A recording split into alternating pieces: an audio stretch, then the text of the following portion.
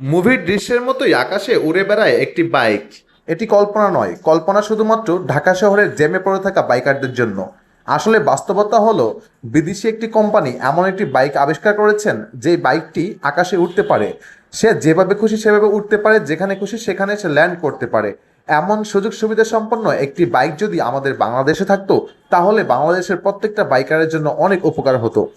যদিও এটি বাইরের দেশের কোম্পানির বাইক এবং অনেক বেশি দামি, যার কারণে আমাদের বাংলাদেশের বাইকারদের পক্ষে আদৌ এরকম একটি বাইক কেনা সম্ভব হবে কিনা কখনো জানা নেই।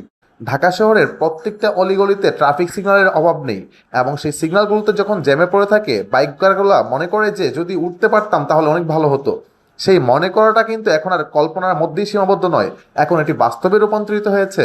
বাস্তবেই এসে গেছে আকাশে উড়ে যাওয়ার মতো সেই বাইক। যেই বাইকটি আপনারা স্ক্রিনে দেখতে পাচ্ছেন, এই বাইকটি সেই বাইক। এই বাইকে একজন আরোহী থাকতে পারে এবং বাইকটি অনেক বেশি কন্ট্রোল করা যায় এবং যেখানে খুশি সেখানে যাওয়া যায়।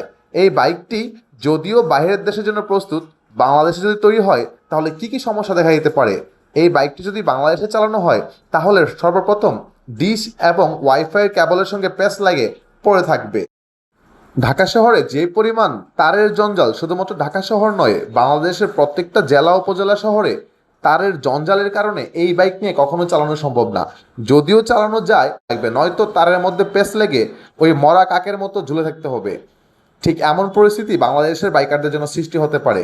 কে কে এমন একটি স্বপ্নের বাইক আপনারা মনে মনে আশা করেন, এই কমেন্টে জানিয়ে যাবেন।